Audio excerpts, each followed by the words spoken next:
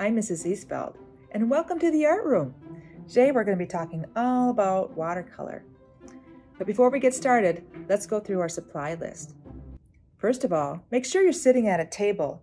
If you are sitting at your bed or on the floor, it's more likely that you're going to spill and not be quite so happy about the end result. So a nice solid work surface is really important. You're going to need watercolor paper. Now that is different than regular paper. It comes in different weights, and it usually comes in a pad like this. The heavier the weight, the thicker the paper. This is 140-pound paper, and it's got these little bumps on it. They're very soft, but it has little bumps on it, and that helps to absorb all the water and the paint. I'm also going to need paper towels. Paper towels come in handy for cleaning up any little spills that might happen, and also to wipe off my paintbrush. Which brings me to paintbrushes. You can use the one that maybe comes with your little paint set, or if you have a couple of craft brushes laying around, that will work too. I like to have one that's bigger. This one's actually we call a flat, and I like that one because it can put water on larger areas of my paper. And this one is good too, but just takes a little more time. I also like to have tape, and I like to tape down all of the edges of my watercolor paper. I usually use masking tape, but I like to use the painter's version of masking tape because it's less likely to tear your paper than the regular masking tape. I also need water.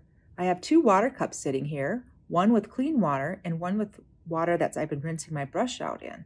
It's really important to have clean water that you put on the paper or mix with your paint, and this one is just to use for rinsing your brush. I'm also going to need a pencil just to make a few little marks to kind of guide me with where I'm putting the paint. I like to have a few just little regular like Crayola type markers. They are water-based, and I can add a few little details later in my painting. And I need watercolor paint. Now, I'm going to be using liquid watercolor paint today. It comes in a bottle and you pour it out and it comes out very quickly. And I'm going to put it onto a palette. This is my palette. It has these little wells. Each well will hold the paint, and then you can do some mixing in these other areas. Now notice I have 5 colors today. I have yellow. It looks more like it's orange though, because my paint is so concentrated. Red, purple, blue, and black. So those are the 5 colors you're going to be using, and I like to use it on a palette. If you don't have that, you can use a set like this. This would be fine. Then what you need to do before you start is you need to add a little bit of water to those paints. So using clean water, not my dirty brush water, I'm going to add a couple of drops, and I'm going to hover it over the paint and just add those few drops so that my paints can get soft and be ready to use. So they're similar then to my liquid watercolors. And this tray here has little dividers. So that's if you're mixing like your yellow and your red together to get an orange, like a different shade of orange than what's provided in the little tray here, that you can use this area. That's why there's dividers. But make sure you wipe it off when you're done, or you'll have a big mess. Another thing I like to use, and this is kind of fun, is just a very little bit of table salt. You could use a salt shaker, but I just need a very little bit, and I just kind of sprinkle that onto my wet watercolor paint. So that's what we're going to be using today. I really wish that we would have been doing this in person, but I hope that you enjoy the video, and make sure you stop it anytime you need to so you can review or see how the different techniques work on the watercolor. There's one other thing. Be patient with yourself, because when you start anything new, it takes a lot of practice. All right, now we can begin painting. So before we get started, notice how I have everything arranged at my table. My paints are to the one side, my water sits in front of that, so it's not on the edge by my elbows where I'm likely to knock it off. I have my paintbrush, my pencil, and some paper towels close by. So the first thing I'm going to do is use my pencil. I'm going to sketch very, very lightly to make a moon shape in the middle of my paper. And I'm holding my pencil kind of at this way, almost like it's laying down, so that I don't press too hard with it and make a very dark line. It might be even kind of hard for you to see my lines on the paper. If you struggle with that, you could take your tape and you could lightly trace around it, but be very careful not to make a dark line. All right. Now I'm going to make my horizon line. My horizon line is where the sky is going to meet the earth. And I'm not going to make it perfectly straight. I'm going to have a few bumps in there like this. That line can be a little bit darker. Can you see it? But it's not really dark. And I'm just using my pencil with that. All right, now I am ready. So I'm going to take my paintbrush, and like I said, if you have a bigger one, you can use that. And I'm going to get all of the sky wet except for the moon. I'm not getting that part wet. So to make it go a little bit faster for you, I'm going to use my bigger brush. I'm going to dip it in my clean water. I'm going to put that on my paper, all over on my paper. Except for the moon, I'm going in a circle around the moon. You might notice that my paper is getting shiny. And that's from the water. And I'm going all the way down with the water to the horizon line. There. I have to work kind of quickly or my paper will start to dry. It may get a little bit bumpy, but that's okay. All right, so I'm going to take a little bit of my purple color. I'm going to put this right down here next to that horizon line. Need a little bit more. Oh, and look how it's kind of spreading this way to where the water is. It's not spreading at the bottom where it's dry, only when there's water. So I'm going to pull this up a little bit further. So this is going to be a night sky, kind of like when it's just first getting dark and the big moon comes up. Okay. Now I'm going to take my blue, and I'm not even rinsing my brush at this point because I want to work kind of quickly. And I'm going to add blue to the top of my sky. And bring that down. It's getting a little dry, so I'm going to add a little bit more water to my brush. And I'm going around the moon, not in the moon. Just like that. Now, it's still not dark enough, so I'm going to go with a little bit more blue.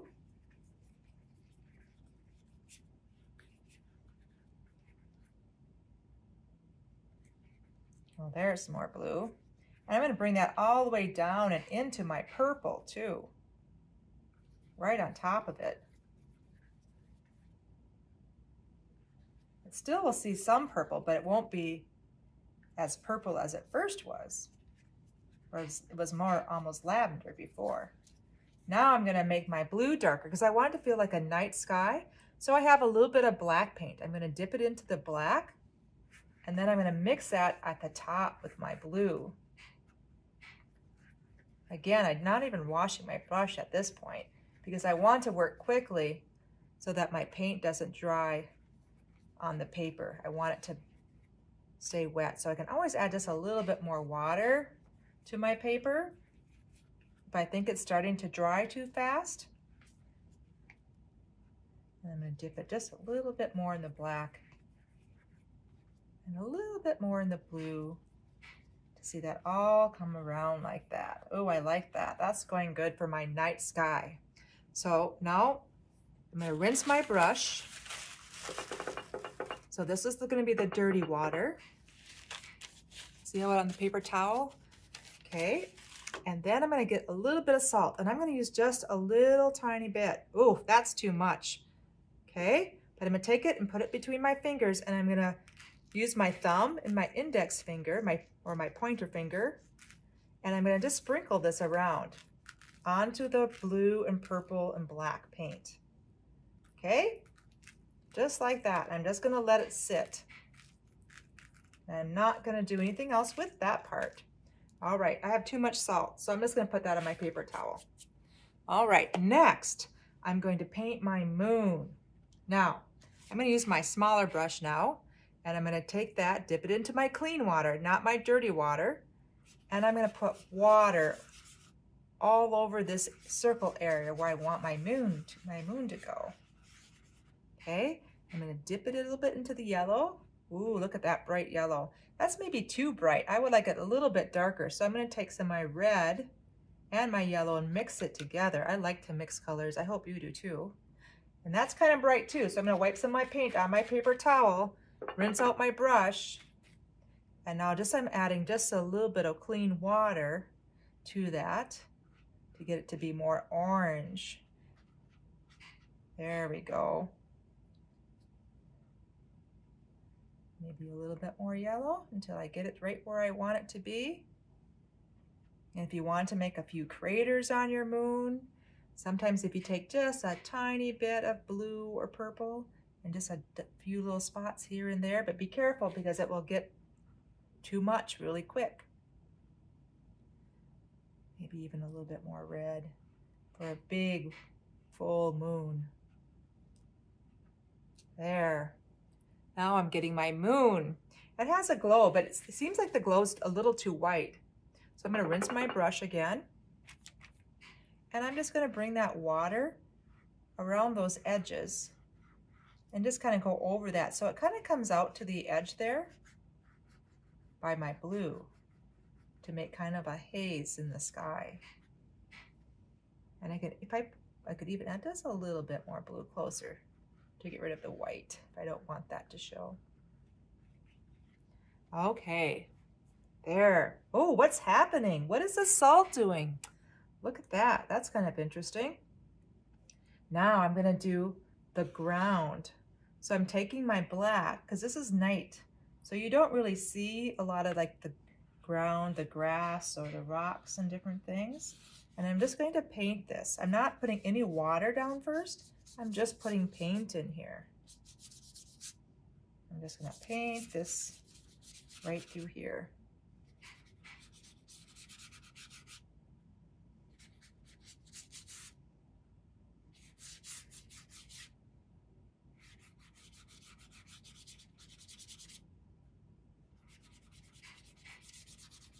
Okay, now I have my paint covering where my ground is going.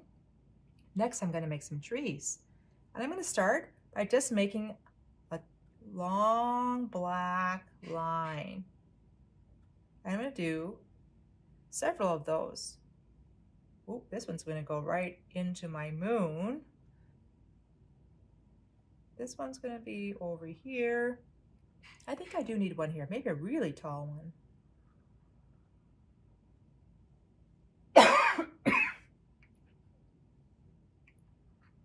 All right. Now I'm going to zigzag back and forth.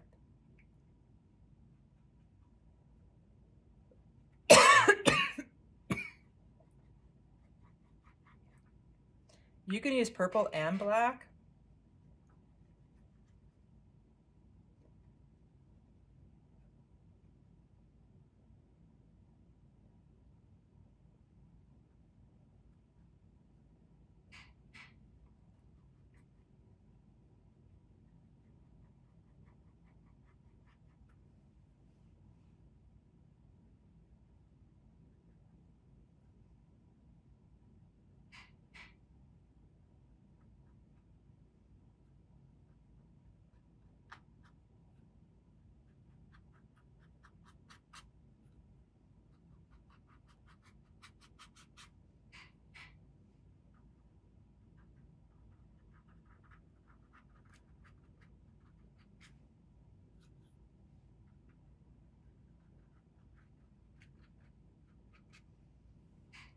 And it looks like I need a little bit more black paint.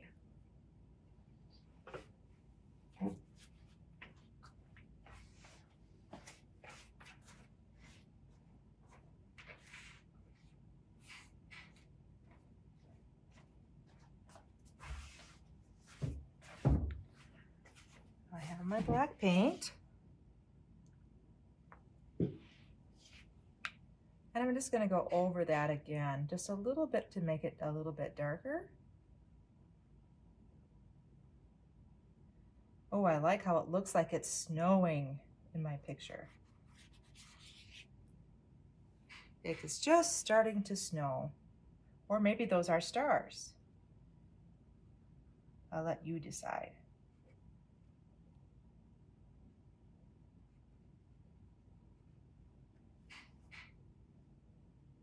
Now look at my brush. I'm going to put it in my water. Look how dirty my water got.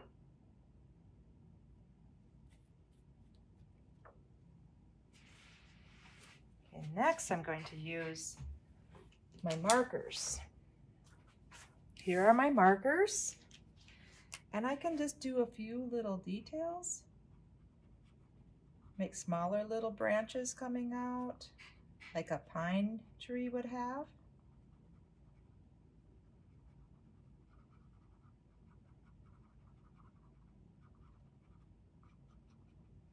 Don't use permanent markers, just use watercolor markers.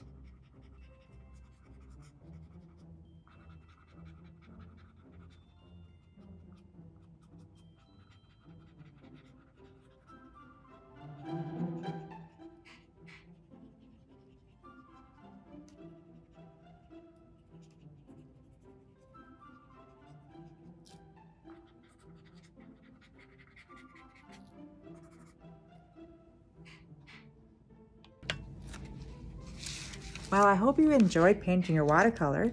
Mine is done now, and I'm carefully taking the tape off, making sure I kind of peel it away from the edge of the paper when I take it off. Oh, and I like that it has a light white border all the way around it. So there's my watercolor. I have one thing left to do. I need to sign my name to it. So I'm going to take my marker, and at the bottom, and I usually put it in the right-hand corner, I put what we call a signature on there. So I'm putting my name there, and I put the year that I painted it. So this is the year 2020, so I put a dash and a 20 behind it, like that. So I hope that you will do the same, that you will sign your painting. Thank you for painting with me. Have fun, and I hope you try it again.